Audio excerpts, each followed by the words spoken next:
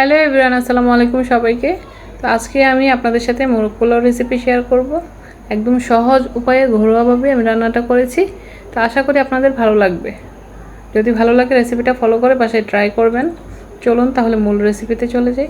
আমি একটা বোলে প্রথমেই নিয়ে নিলাম 1 কাপ টক দই, 1 চামচ লবণ এবং 1 চামচ লাল মরিচের গুঁড়ো দিয়ে এটাকে আমি ভালো করে মিক্স করে নিব। তারপর এখানে আমি দিয়ে দিলাম মুরগির টুকরো। এখন আমি মুরগিটাকে ভালো করে মেখে ম্যারিনেট করে রেখে দিব আমি আধা ঘন্টার জন্য। তারপর এখানে আমি একটা হাঁড়িতে দিয়ে দিলাম তেল পরিমাণ মতো, সাথে দিলাম পেঁয়াজ,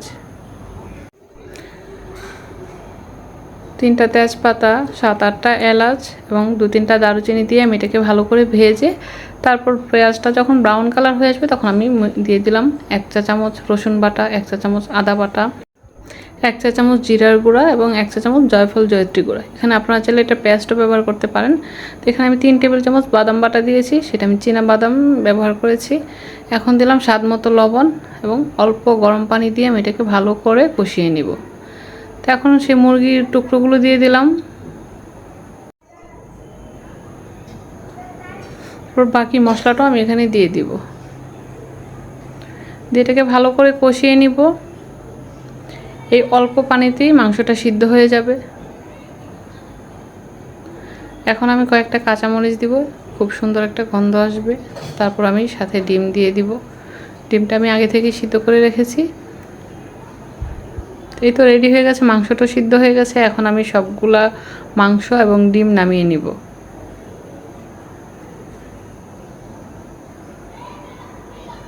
এখান থেকে কিছুটা মশলা আমি আলাদা করে তুলে রাখবো।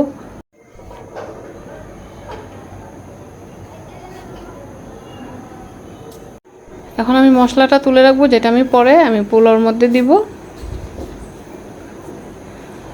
এই তো আমি মুরগির টুকরোগুলো আলাদা করে রেখেছি। এখন আমি চালটা ধুয়ে নিব। চালটা আমি ভালো করে পরিষ্কার করে নিয়েছি। এখন একটা হাঁড়িতে আমি দিয়ে দিলাম পরিমাণ মতো তেল, 2-3টা তেজপাতা, এলাচ, দারচিনি দিয়ে তারপর পেঁয়াজ দিলাম। পেঁয়াজটা ব্রাউন কালার হয়ে আসলে এখানে আমি চালটা দিয়ে দিব। চালটা দিয়ে আমি ভালো করে ভেজে নিব এবং স্বাদ মতো লবণ দিয়েছি, সাথে দিলাম 3-4টা কাঁচামরিচ। তো এখন আমি এটা ভালো করে ভেজে নেব পোলাওর চালটা। এখন আমি 1 চা চামচ শাহি জিরা দিয়েছি। শাহি জিরার খুব সুন্দর একটা গন্ধ আসবে। তারপর আমি পরিমাণ মতো পানি দিয়ে দিলাম।